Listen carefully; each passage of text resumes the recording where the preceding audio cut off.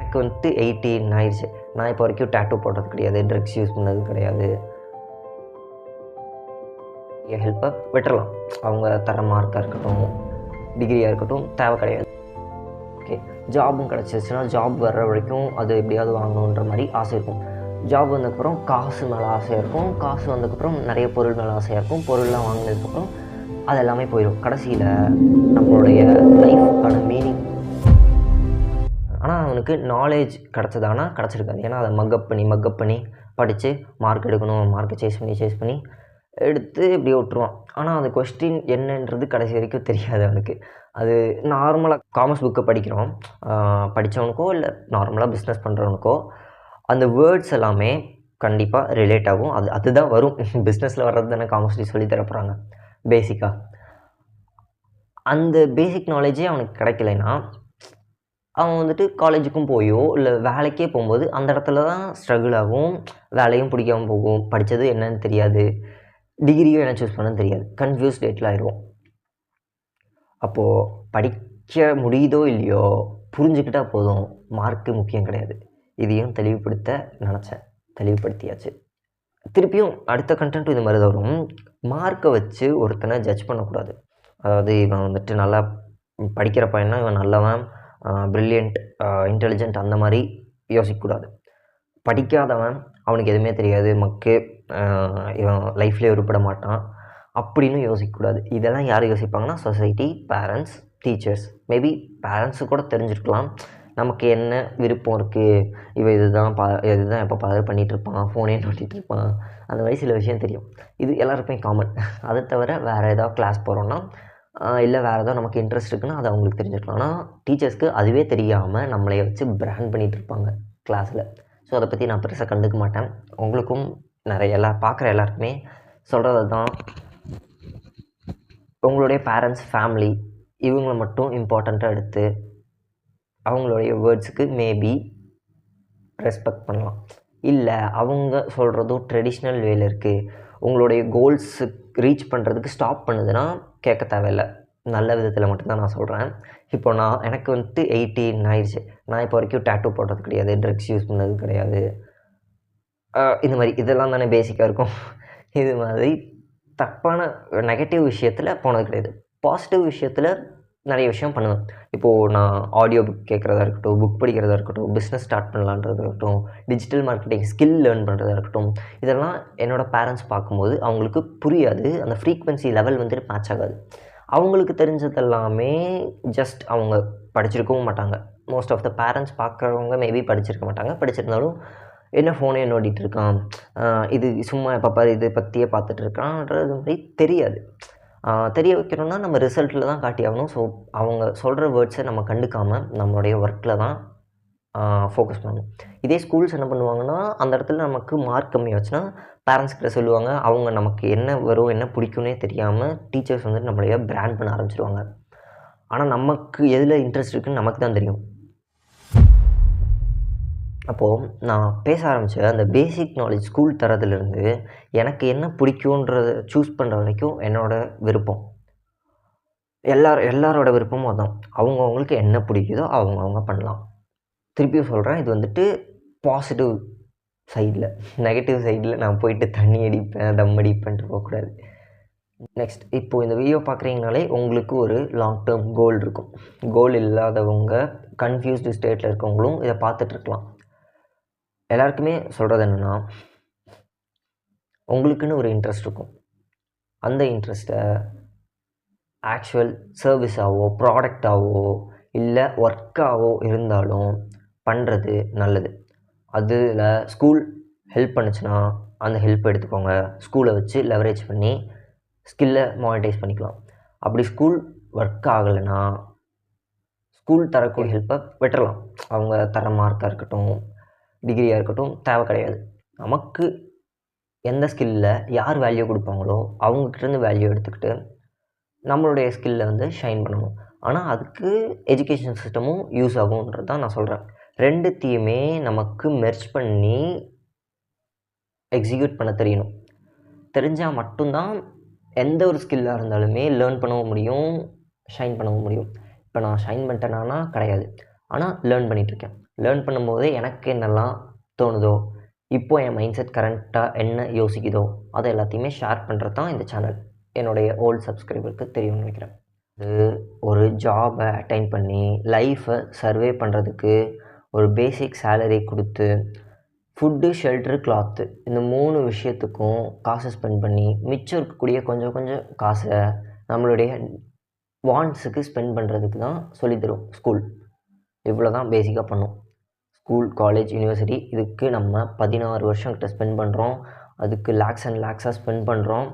Spend பண்ணி நமக்கு கடைசியில் இதுதான் கிடைக்கும். Food, shelter, cloth. அது போக கொஞ்சம் கொஞ்சம் இருக்கிற காசில் இஎம்ஐ போட்டோ ஏதோ பண்ணி நம்மளுடைய வாண்ட்ஸை ஃபுல்ஃபில் பண்ணுறது. அப்போவுமே அதை நீங்கள் பிடிச்சி பண்ணுறீங்களா அப்படின்ற ஒரு கேள்வி வரும்.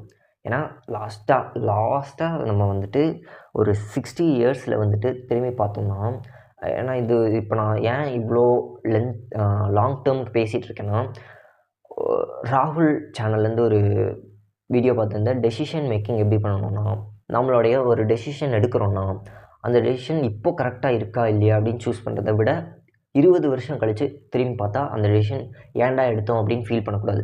எடுத்தது நல்லது அப்படின்ற மாதிரி ஃபீல் பண்ண வைக்கணும். அதனால் நம்ம 60 இயர்ஸில் திரும்பி பார்க்கும்போது நமக்கு ஹாப்பினஸ் மட்டும்தான் வேணும்னு தோணும். நமக்கு இப்போது மார்க் வேணும்னு தோணும். மார்க் வந்ததுக்கப்புறம் ஹாப்பினஸ் போயிடும். அடுத்து டிகிரி அந்த ட்ரெடிஷ்னல் வேலை போயிட்டுருக்கோம். ஓகே, ஜாபும் கிடச்சிருச்சுன்னா ஜாப் வர்ற வரைக்கும் அது எப்படியாவது வாங்கணுன்ற மாதிரி ஆசை இருக்கும். ஜாப் வந்ததுக்கப்புறம் காசு மேலே ஆசையாக இருக்கும். காசு வந்ததுக்கப்புறம் நிறைய பொருள் மேலே ஆசையாக இருக்கும். பொருள்லாம் வாங்கினதுக்கப்புறம் அது எல்லாமே போயிடும். கடைசியில் நம்மளுடைய லைஃபுக்கான மீனிங் என்ன அப்படின்றது நமக்கே தெரியாமல் போயிடும்.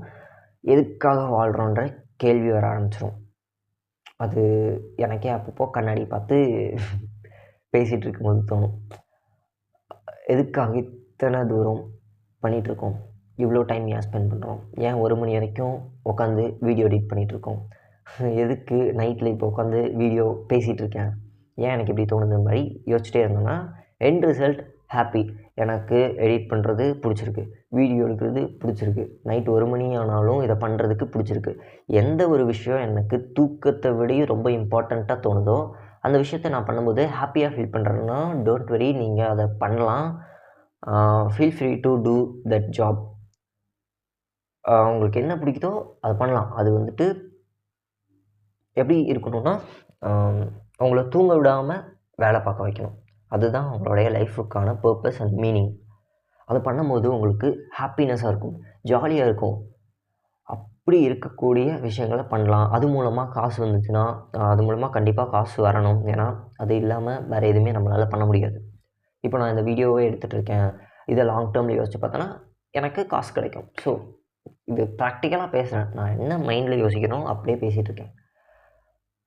இந்த வீடியோவில் நிறைய கண்டென்ட் அங்கே இங்கே மாறி சதறி இன்ஃபர்மேஷன் கிடச்சிருக்கோம்.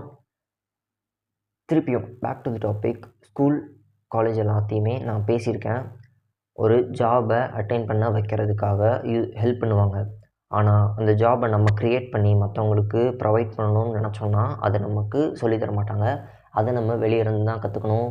ஃபினான்ஸு, பிஸ்னஸ்ஸு, ஹாப்பினஸ்ஸு, லைஃப்க்கான மீனிங்கு, நமக்களோட இன்ட்ரெஸ்ட் என்ன எல்லாத்தையுமே நம்ம தான் கற்றுக்கணும். ஸ்கூல் தரது பேசிக் நாலேஜ். எண்ட் ரிசல்ட் காசு தான். ஆனால் எண்ட் ரிசல்ட் அதோட சேர்த்து ஹாப்பினஸும் இருக்கான்ற கேள்வி வர ஆரம்பிச்சிடும்.